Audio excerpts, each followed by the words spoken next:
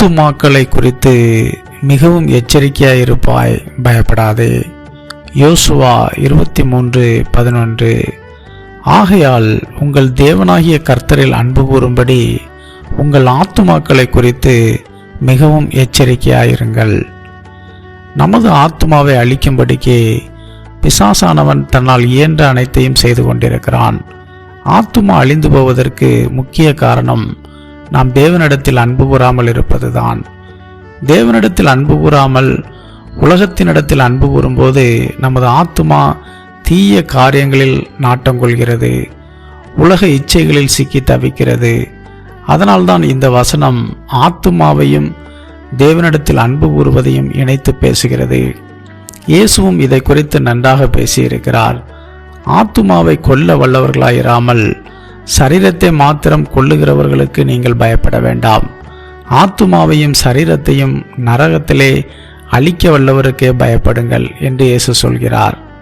தேவனிடத்தில் அன்பு கூறுதல் என்றால் வெறுமன அவரை நேசிக்கிறேன் என்று சொல்வது அல்ல, அவருக்கு பயந்து அவர் சொல்லுகிறபடி வாழ வேண்டும். அதுதான் அவர் மீது அன்பு கூறுவதாகும். இன்று உலகத்தில் பெரும்பாலான ஜனங்கள் தேவனிடத்திலும் அன்பு கூறுவதில்லை, தங்கள் ஆத்துமாவை குறித்தும் எச்சரிக்கையாக இருப்பதில்லை. ஊதாரித்தனமாக தங்கள் வாழ்க்கையை அழித்து கொண்டிருக்கிறார்கள். பரலோகத்தின் தேவன் எல்லாவற்றையும் பார்த்து கொண்டிருக்கிறார் என்ற பயமே இல்லாமல் தங்களால் இயன்ற எல்லா விதமான அக்கிரமங்களையும் செய்கிறார்கள். தெய்வத்திற்கு கணக்கு கொடுக்க வேண்டும் என்ற பயமே யாருக்கும் இல்லை. ஆனால் கர்த்தரிடத்தில் அன்பு கூர்ந்து தெய்வ பயத்தோடு வாழ்பவர்கள் நிச்சயமாக இப்படி இருப்பதில்லை. ஒவ்வொன்றுக்கும் தேவனுக்கு கணக்கு கொடுக்க வேண்டும் என்பதை மனதில் கொண்டு அவர்கள் மிகவும் எச்சரிக்கையாக வாழ்ந்து கொண்டிருக்கிறார்கள். இதனால் அவர்களுடைய ஆத்துமாக்கள் அழிவிலிருந்து பாதுகாக்கப்படுகின்றன.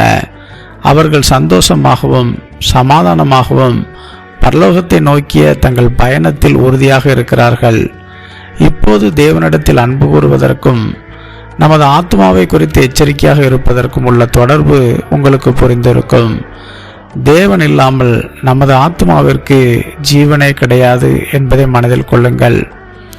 உங்கள் ஆத்மாவை குறித்து எச்சரிக்கையாக இருக்கிறீர்களா அல்லது ஏனோதானோ என்று இருக்கிறீர்களா? தேவனை நேசித்தால் ஏனோதானோ என்று இருக்க மாட்டீர்கள். மாறாக உங்கள் ஆத்மாவை குறித்து எச்சரிக்கையாக இருப்பீர்கள். பாதாளம் உங்களை மேற்கொள்ள மாட்டாது. பயப்படாதிருங்கள். ஆமென்.